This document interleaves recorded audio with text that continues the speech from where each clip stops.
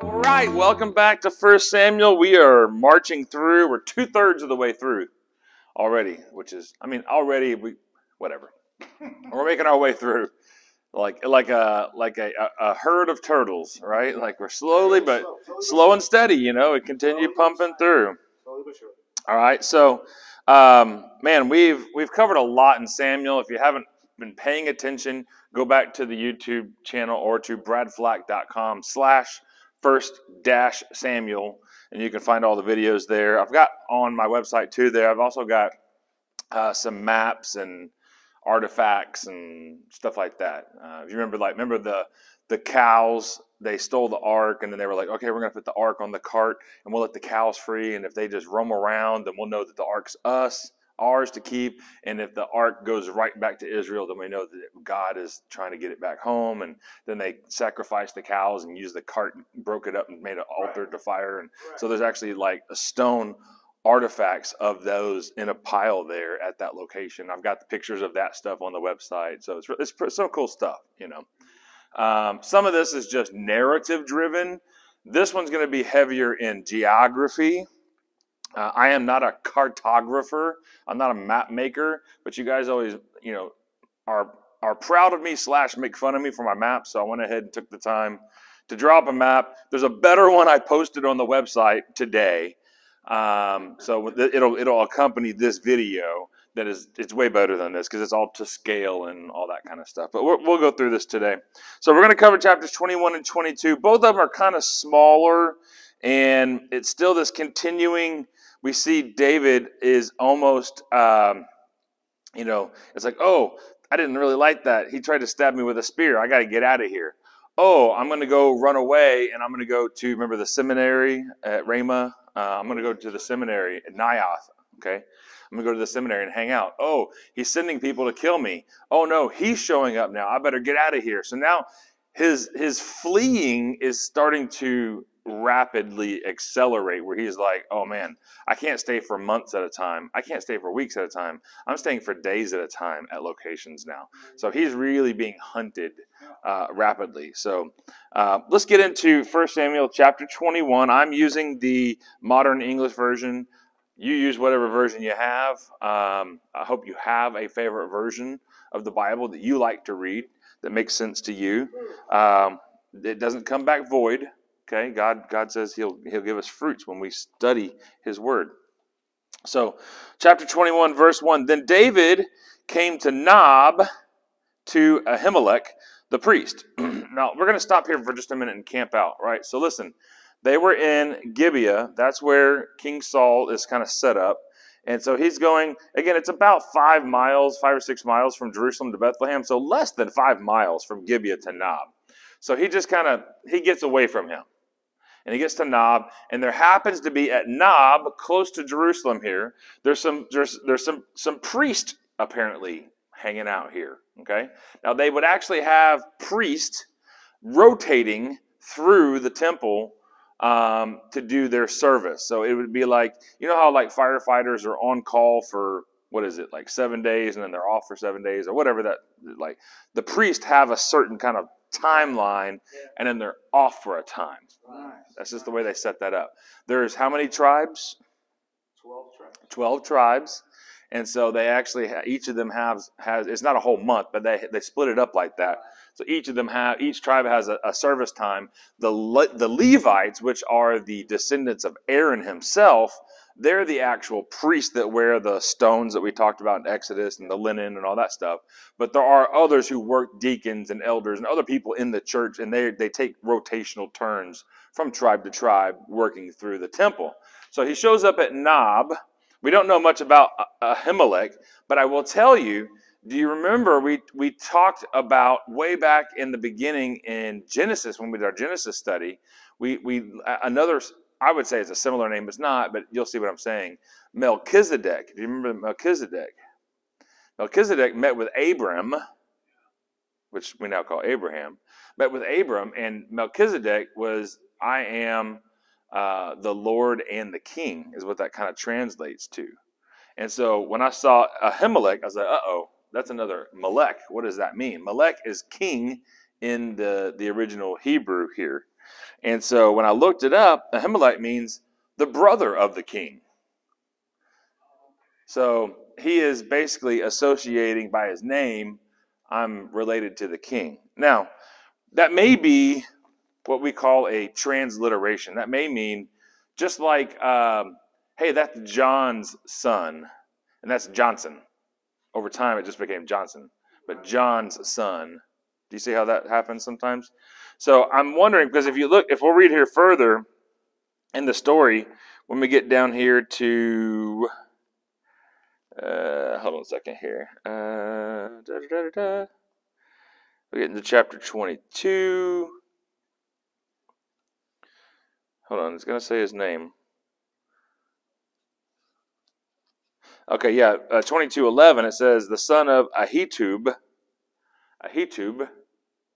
And so it's almost like Ahimelek, Ahimelek. And so he's almost like saying, like, this guy is the reigning guy, instead of saying Johnson, John's son. Do you see what I'm saying? It's not an exact duplication, but you get my point, right? The other thing I want to point out here is the Levites are the priesthood.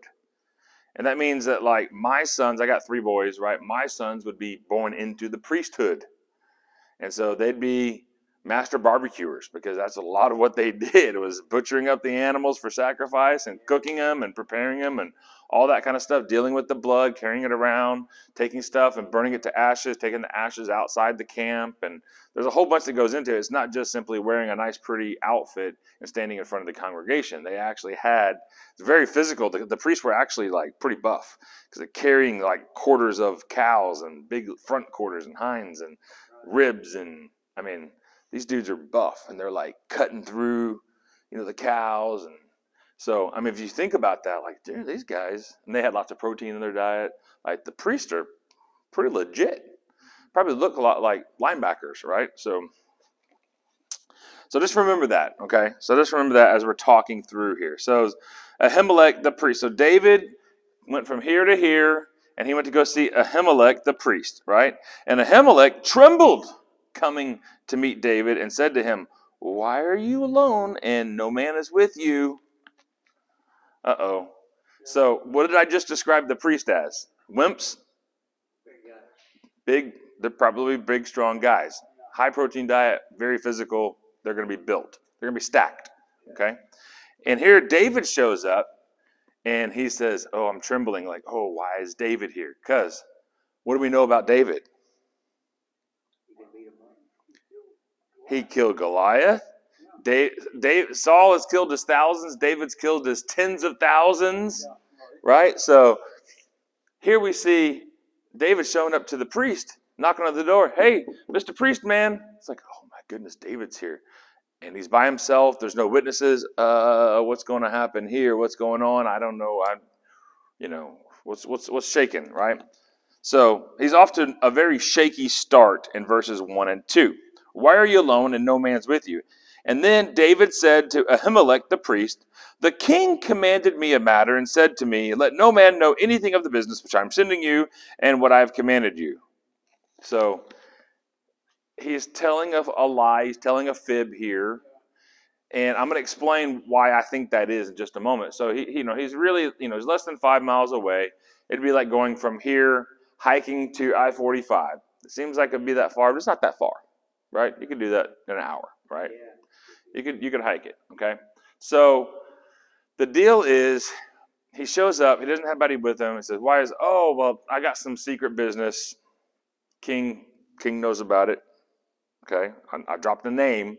I'm connected with the king, okay? So king knows about it, and I got some guys. They're going to come meet me here. I told them to meet me at this location. We have a special op, a black op, okay? We got a black op we're doing here. So, but to the young men, I made known a certain place to meet, right? So he's telling them they're going to meet me, right? Verse 3, now therefore, what's in your hand? He says, enough about me. What do you have there? What's in your hand? And says, give me 5 loaves of bread in my hand, or whatever can be found. Well, I don't have any common bread. Right. So, again, the priest If you remember our study of the tabernacle, this is still going to be at the tabernacle here. At the tabernacle, they had a table, and they had actually stacked 12 loaves of bread on it. And the 12 loaves of bread were to be a sacrifice of presenting before God. And normally we know when the temple comes into Jerusalem, Bethlehem, it means house of the bread, and that's where it's baked. But apparently these guys, the temple's not in Jerusalem yet. So apparently the tabernacle is kind of floating around here in this hill country. And so it must be at Nob right now, and they're making bread, and they're getting ready to present it to God. And then they take the old bread away, and he's like, great, give me some of that. What do you got in your hand? Like, what do you got hanging around here? You don't have any leftovers or something? Come on, man, I'm hungry. And so the priest answered David, verse 4, and said, there is no common bread at hand. So he said, I don't have any Mrs. Baird's. I don't have any rainbow bread. I don't have the whole wheat, Texas toast. But I do have some of this leftover where we have to take it off of the table out of the tabernacle here. The fresh one goes in, the old one comes out. I do have some of that, but it's like not common bread. It's a special bread.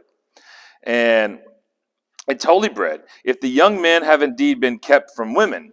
So he's saying, if the guys who are coming, and you want to feed these guys, you want to feed yourself, if y'all have kept yourselves pure, I can conceivably justify giving you this bread that came off of there because it's not feeding a bunch of heathens. And David answered the priest in verse 5 and said to him, indeed, women have been kept from us. Not we've stayed away from women, but women have been kept from us. I just thought that was interesting he put it that way. As previously, when I went out, the vessels of the young men were holy, even if it was an ordinary journey. How much more than today when will their vessels be holy? So this is a little bit of, and I'm not afraid to dive into these kind of things. This is a little bit of a lewd talk by David here. When you see later, Paul in the New Testament, he says, handle your vessel, take care of yourself, free from lust, free from evil, right? Well, he says here, my vessel has not been tainted. No women have touched my vessel, and my men, their vessels are clean too. He's saying, our manhood, our packages are clean. We're spick and span here. We're not messing around. So he's lewd is not the right term. He's just kind of outwardly just speaking honestly. He's not speaking as if somebody who is speaking to a priest like in a counseling session or anything like that. He's just talking to him like a dude. So that tells me a couple of things. David is treating everybody with kindness, but with authenticity, and treating everybody just kind of equally. Honestly. And I also want you to realize here that David is asking for a special favor. Who is the one who's supposed to be dealing with the bread in and out of the tabernacle? The priest. The priest. And what line is David from? Do you remember? The lion of the tribe of Judah. And out of the shoot of Jesse comes, right? So but that's through the line of Judah. So is David a Levite? No. So technically, if you want it, he's not supposed to be dealing with that. He's asking for a special favor. He says, listen, man to man here, like we're clean, we kept ourselves. The woman, actually, we didn't keep ourselves clean. The women have been kept away from us. So we couldn't have even done it if we wanted to. So the Lord requires someone who's sexually pure and not. Right. Yeah. And so listen, we're pure, like we're pure enough. I know we're not Levites, but we're pure enough, like, can we just have some of this bread?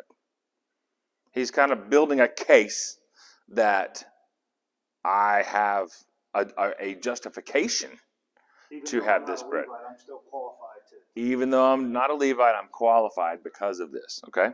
And frankly, we saw David's pretty awesome. So he's very pure. He's got my vote, okay? Humans aren't capable of being perfect. He's doing the best. Yeah, he's not perfect. And we're going to get to some not perfect David. Oh, I know it's coming. Yeah, it's coming. So let's go down here to verse 6. So the priest gave him holy bread, for there was no bread there but the showbread that was removed from before the Lord in order to place hot bread there on the day when it was taken away. Verse 7. Now a certain man of the servants of Saul was there that day. So apparently some other gentleman had come over here to the tabernacle. Maybe it was his rotation in service. Remember I talked about that? The 12 tribes all rotate services. Maybe it was his rotation. I don't know. And he was there, and it says detained before the Lord. And that's why I think that he was in service there.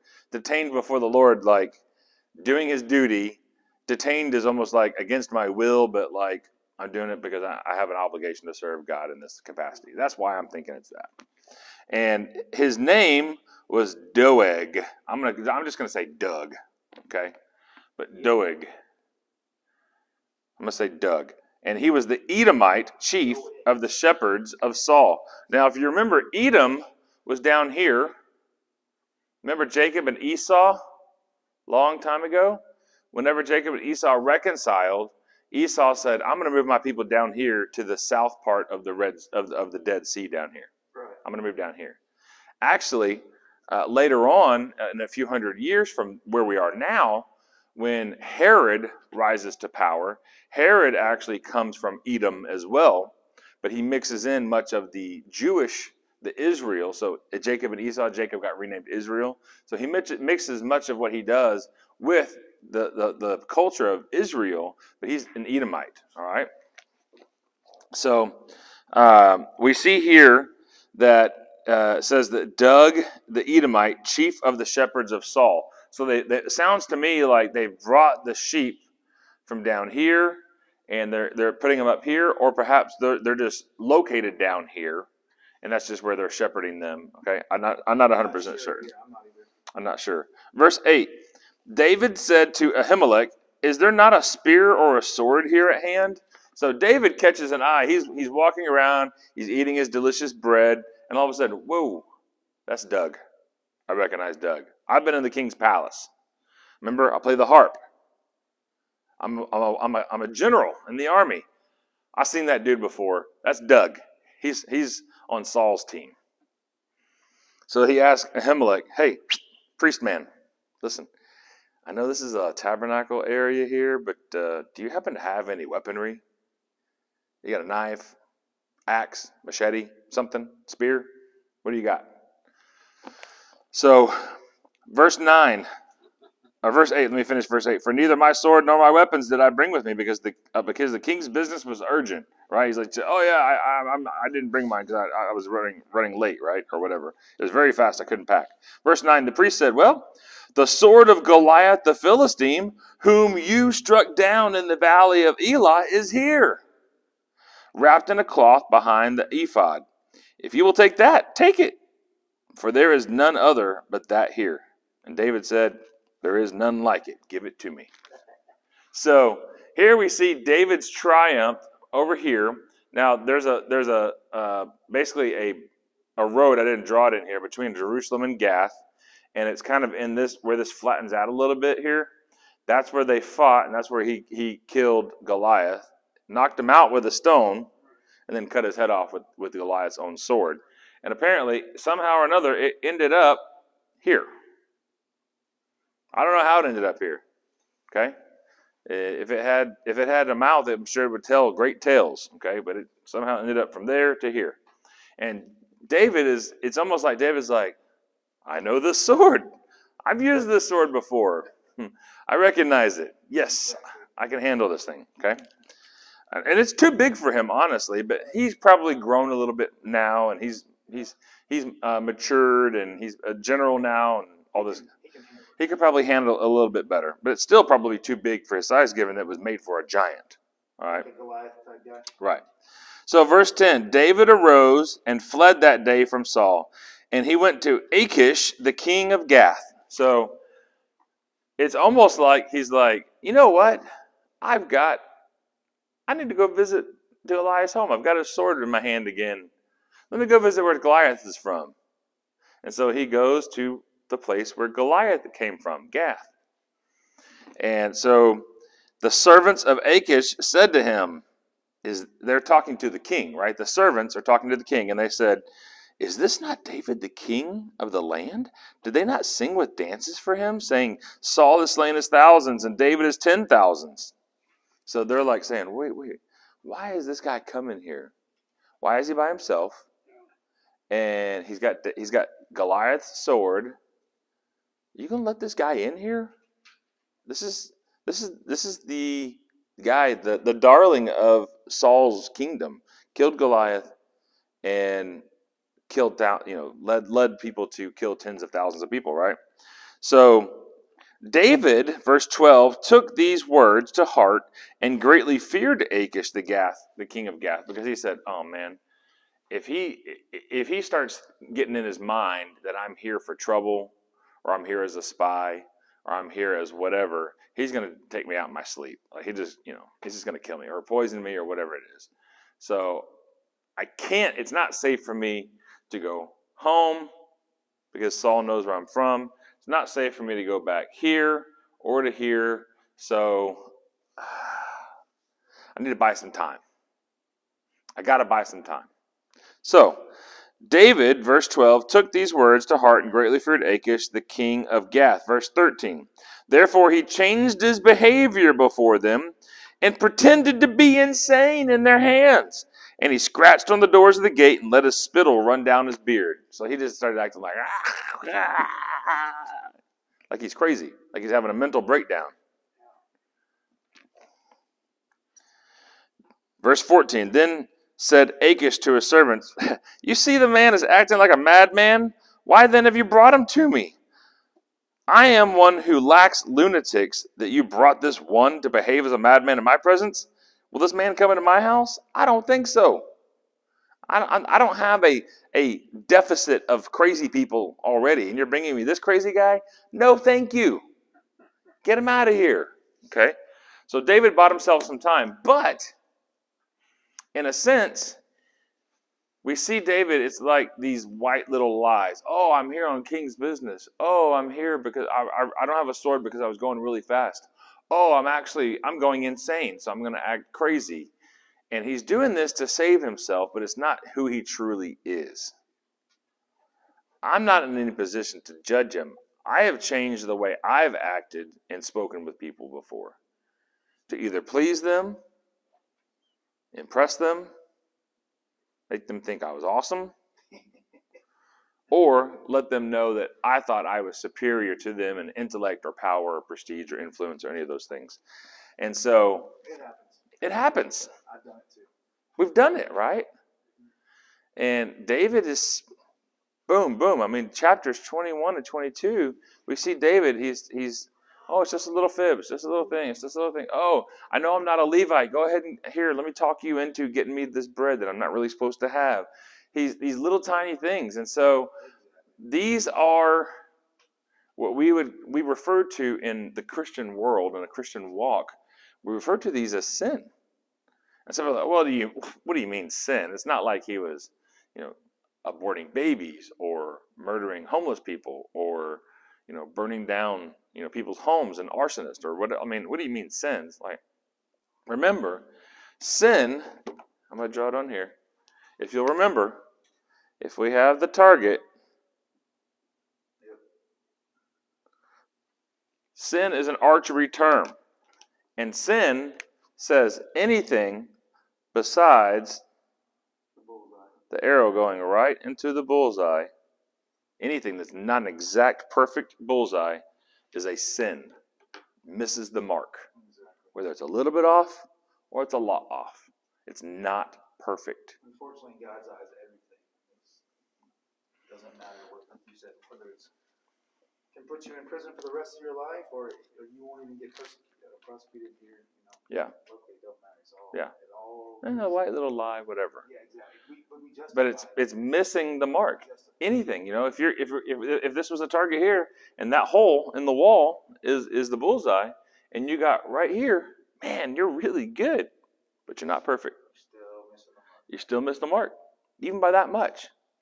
So when you go forward, you see Paul writing about that in Romans, and he says, everyone has sinned, missed the mark, and falls short of God's glory, God's perfection. Everybody has. And then he says, but that's the bad news.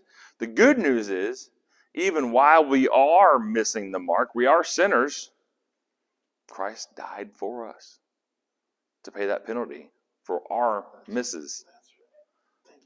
Yeah. So we're starting to see a pattern here where David is trying to survive, and I don't blame him for that. I would not say that I'm going to be doing something different if I'm in his shoes, but he's also not owning up to exactly what he's doing, what he's about. Now, I will say this, and I wrote this in my notes, and in this chapter here, he says, oh, yeah, the king sent me on very secretive business, it's a black ops or whatever. And in one sense, I could also see him saying that. He's lying, obviously. But I could see him justifying that in another sense where he's saying, I'm not here to throw Saul under the bus. He could have came out to Ahimelek and said, well, you know what, Ahimelek? You're the priest. Let's talk. Saul's tried to kill me a number of times now. Like, he could have gone out and now blasphemed and, not blasphemed, but defamed the name of Saul by sharing all those things. He was really kind of protecting Saul's reputation by not sharing all that stuff with the priest. And now the priest is just thinking, oh, okay, well, he's just here doing whatever. Okay, great. But he doesn't have a negative thought in his mind. He didn't plant those seeds. So in one sense, he's protecting Saul's reputation, but on the other hand, he's also making stuff up as he goes. Right. All right. So basically, at the end of chapter 21, we see Achish out here in Gath.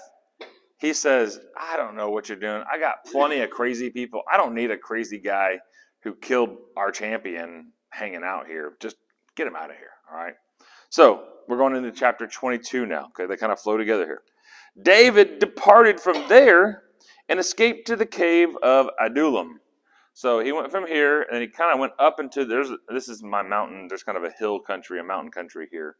And he went from there, this kind of flatter terrain, up into the hills, and we went into the mountains and found a cave there, the cave of Adullam.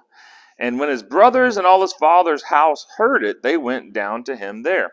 And it says they went down to him there because Bethlehem is up higher, so they went actually down in elevation here. They didn't go down south, but they went down in elevation from this high point down into the cave. Does that make sense?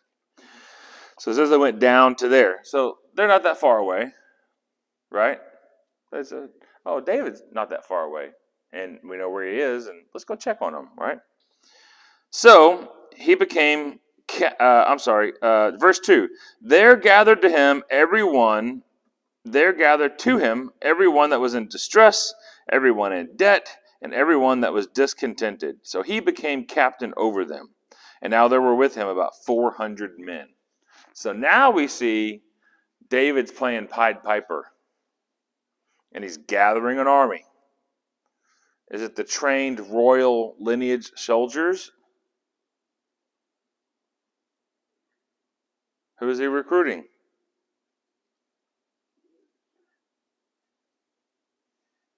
Who's David recruiting? No. Go in verse 2 there. In verse 2 there. That's okay. Verse 2 there. He gathered to himself everyone that was in distress, everyone in debt, everyone that was discontented. Does that sound like the loyal, royal heritage of soldier class? No. He's starting from here. Not starting from here. He's starting from here. The least of these. That's right. He's distressed. He's in a bad situation. And so they can connect with him. And it's kind of like a superhero shows up and says, hey, I'm in a bad situation. Would you mind helping me out? Right. Yeah, I'm already discontented. I'm already in debt. I'm already in trouble. I've already got issues in my life. Yeah. What else have I got to lose? I'll come help you.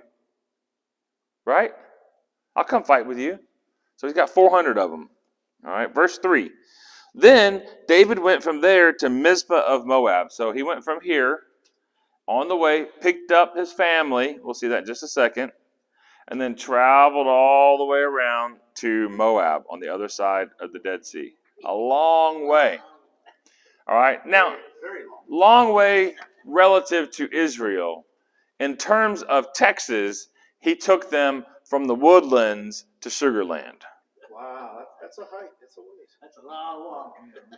But he didn't take them from the woodlands to, New Orleans. Wow, yeah, that's a big difference. Yeah, and so if you'll remember, Israel is still a little tiny sliver right here, right? I mean, so we still have to remember that it's not huge, giant. I mean, Jesus traveled no more than about 100 miles from top to bottom.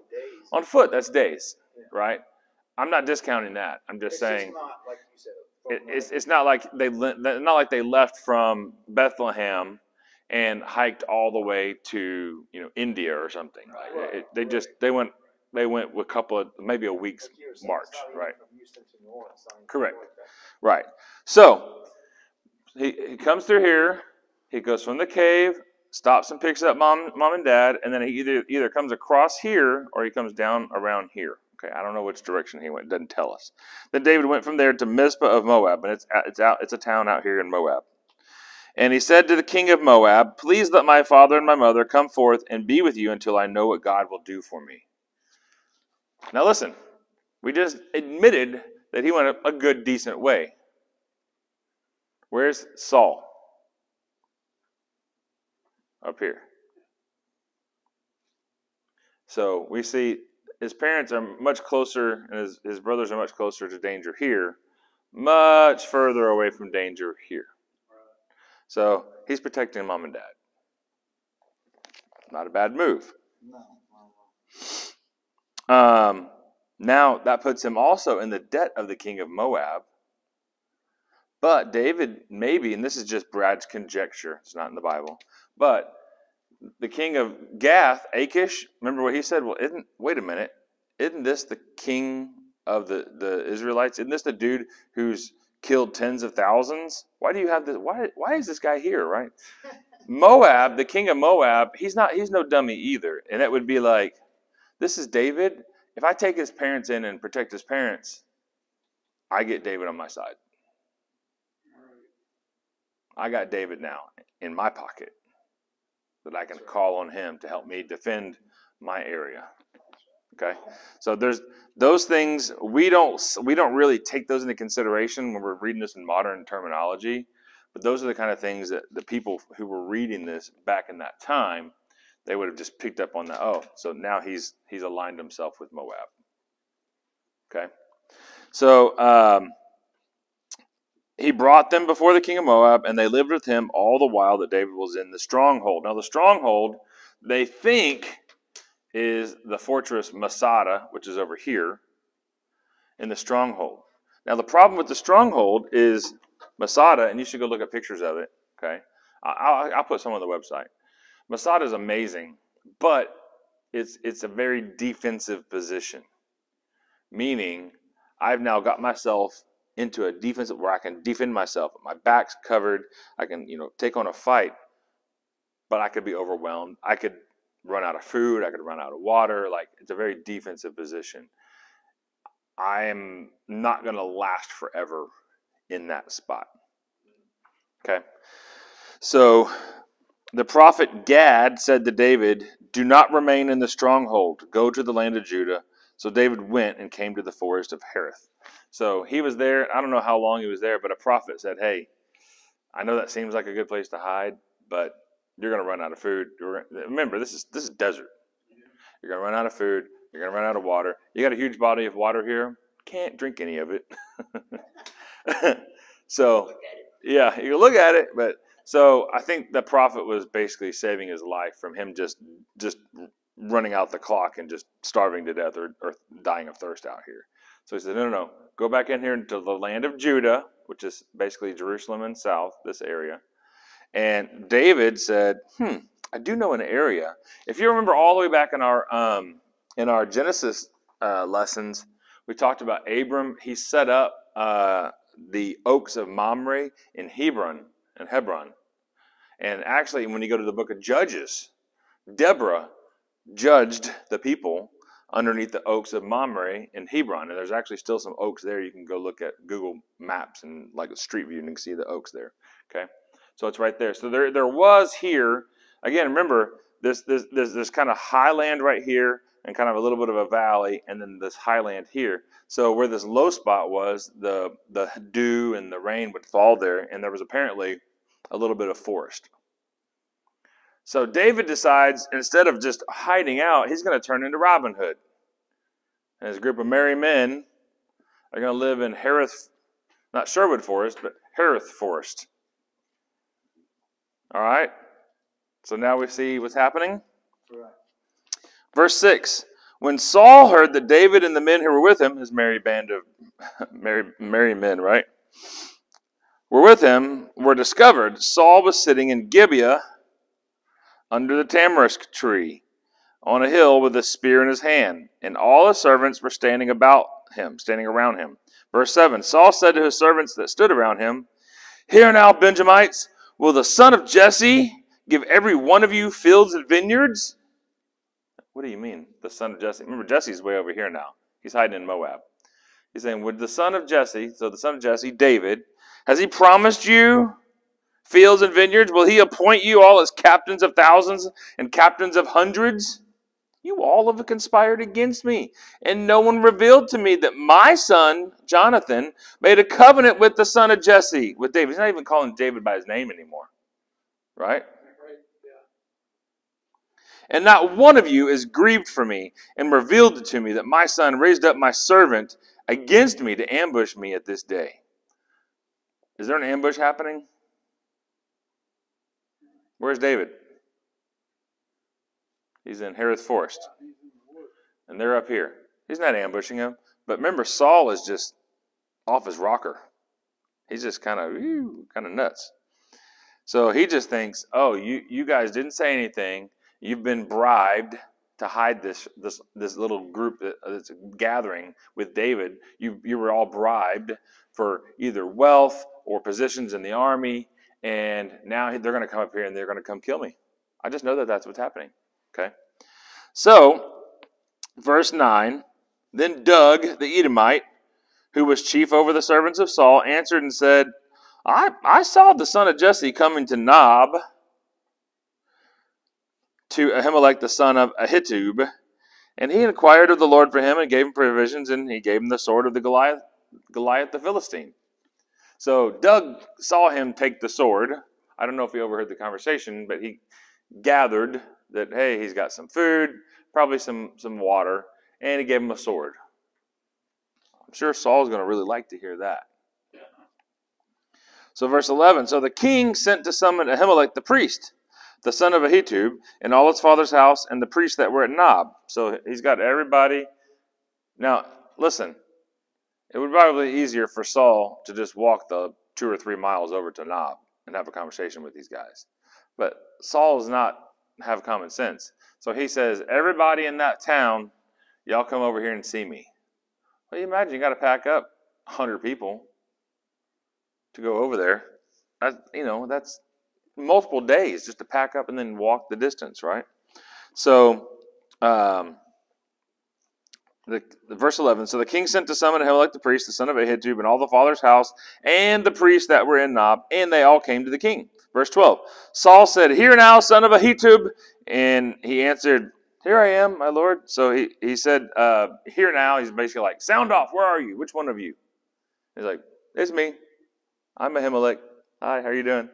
Nice to meet you. I've never been the king, your majesty, or whatever. All right, so he says here, Saul said to him, why have you conspired against me, you and the son of Jesse, who, I'm not going to even say his name, the son of Jesse, in that you gave him bread and a sword, and have inquired of God for him. Did he have a prayer time with David? Do you remember that? In chapter 21, did David and Ahimelek have a deep spiritual conversation and a prayer time that we're aware of? No. But this is what Saul's claiming. Look, Verse 13, why have you conspired against me, you and the son of Jesse, in that you gave him bread, that's true, and a sword, that's true, and have inquired of God for him, that he should rise against me to ambush me as at this day. Did that happen? No. Then Ahimelek answered the king and said in verse 14, and who is as faithful among all your servants as David? Who is the king's son-in-law? You forget David married one of Saul's daughters? So Ahimelek says, time out, Saul, my man, time out. My king. Listen, David kicks butt for you. And he married your daughter. And he's only done amazing things for you.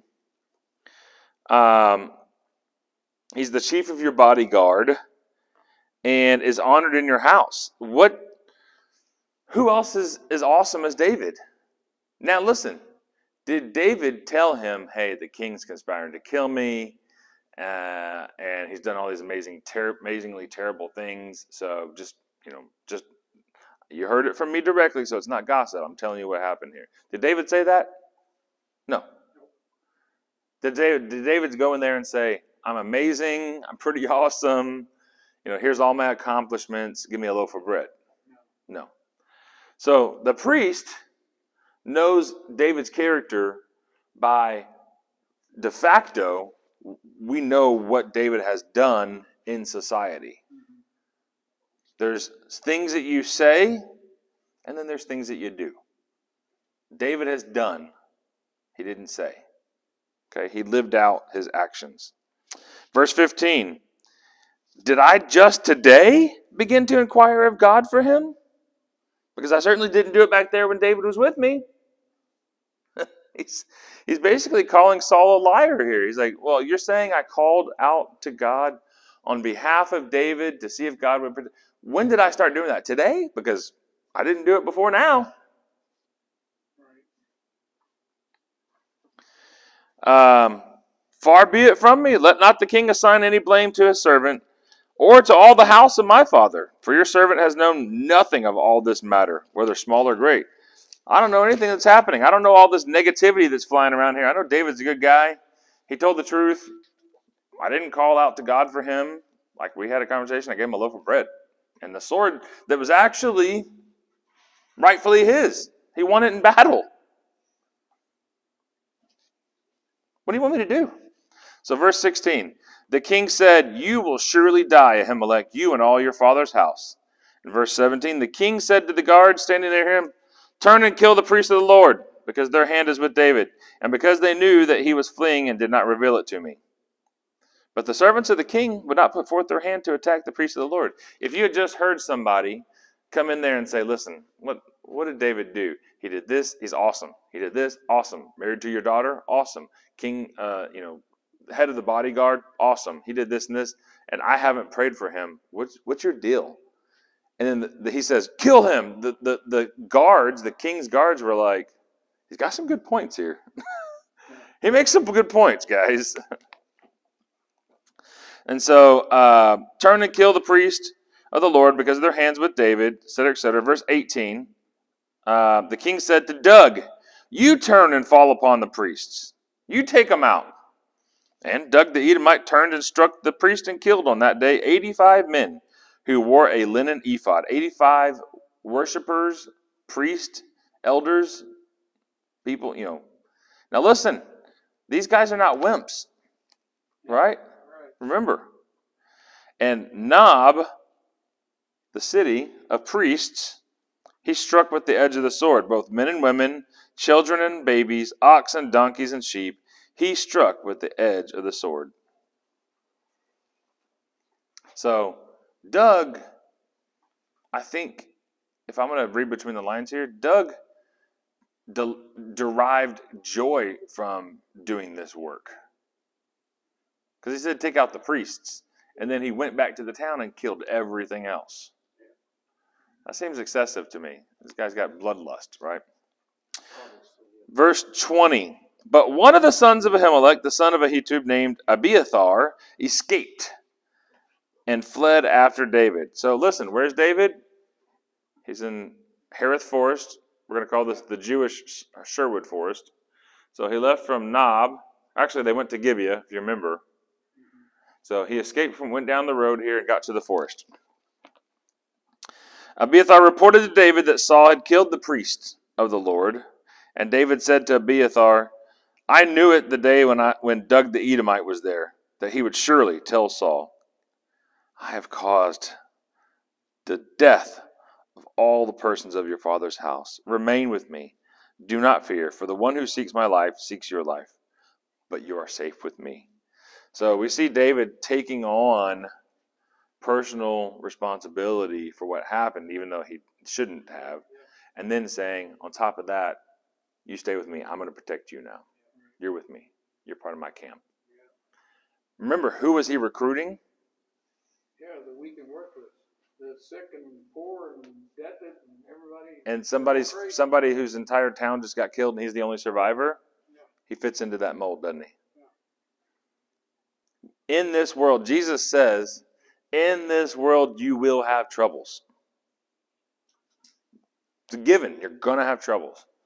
But have hope, because I, Jesus, have overcome the world. So the hope is not in the world, the hope's in Jesus, because the world's going to give us the troubles. And so here we see David representatively, literarily, acting as the Messiah, the promised one, to save those who are in the world having the trouble. So Jesus is, he doesn't come into physical form and born of the Virgin Mary, et cetera, until another probably about 1,000 years from now, from this story's point here. And I'm certainly not saying that David was perfect. He is not Jesus. He was not an incarnation of Jesus or whatever, right? But when you look at Jesus and you look at David, there's a giant that is threatening, and only one would stand up and take the risk to take down the giant. Okay? And now I have somebody who's taken the lowest of these and gathering them together. So he is what we would call a image of the Messiah to come. David's not special as far as he doesn't have any special spiritual powers or anything like that. We don't worship David. But it's setting up the example of what the coming Messiah is going to do when he comes to save us, when he comes on the earth. He's going to take out the hard things that we can't take out. And he's going to gather the lowly, the hurt, the discontent, the stressed, the in debt, the ones that are hurting, the ones that are in pain, the one whose families just died, etc. And he's going to bring them and protect them and bring them into his family and bring them, make them part of his group. Does everyone see that? You see how this model is being formed here? And this is one of the reasons why we see David being called, God calls him himself later in the Bible, the man after God's own heart. But we also see David's not perfect. And so that's why we don't worship David. Don't hear me say that at all. Right? David's not perfect. But he's setting standards and practices and protocols in place that will help people see, man, this guy makes a difference. He's doing the things that make a difference for the people who need that. And so that's coming down the line. And if you remember, the whole time Jesus was here, was he at peace sitting down at the corner of Jerusalem Avenue and Main Street just preaching the whole time? No. He wandered from place to place. He didn't have a bed to lay his head. Right? He had to get out of town, went to Egypt to save. Right? There's so many similarities when you start looking at this, right? And so we also see that he was being chased by the people in power. Yeah, that's a good point. Jesus was being chased by the people in power. And Jesus wasn't doing anything wrong. So when you continue to put these parallels together, you start seeing this picture that David is a model of that coming Messiah. But he's going to fail. And right, and he's going to fail. And when he fails, that's when we're like, that's a man. When Jesus does it, he doesn't fail. he succeeds. See, he's working for the Lord and he does all this and he's saved. Tries to get killed by Saul twice. And I know in the future readings that he saved Saul 2 more times before we get to Samuel 2. Mm-hmm. And when is he gonna quit? He doesn't. He doesn't. So he's Mr. Good Guy until I don't know when he becomes king.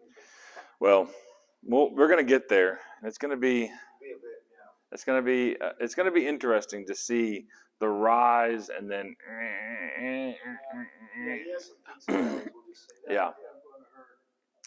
Yeah. Well, there's a lady named Bathsheba, I know that much. I know about that lady. We're going to have a whole conversation about Bathsheba, so Okay, all right. I've got a whole thing. We're going to have a conversation about that. So that's coming a little bit later. But anyway, didn't have a place to lay his head, being chased by the people in power, gathering to himself the lowly, unjustly being accused of things. Like there's a pattern being set up. Right, yeah. Now, when you talk to a Jewish person of faith today, many of them, not all of them, many of them are what we would call progressive Jews. And they see the Bible as purely literary. It's just all metaphors and similes. It's all just examples. It's not actual history of what happened.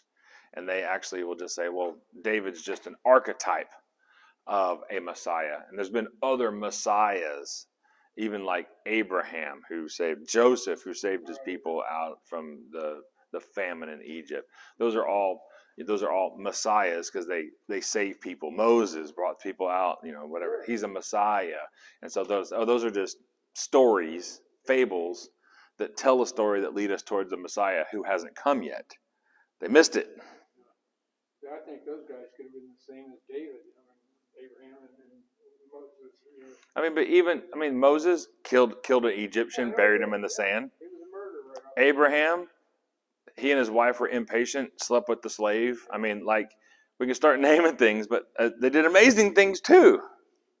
But they all missed that mark. There's only been one who has made that mark every time, and that's Jesus. So I want you to just imagine, build up in your mind, David, he's awesome. And we're like, go, David, go. We're cheering for him. But even he has missed the mark, and he's going to miss the target altogether here in a little while. He's going to have some major problems. But Jesus is our hope, not men, not me, not the pastor or preacher of your church, not the person leading worship, not the guy standing on the corner with the megaphone. Those people are not your hope.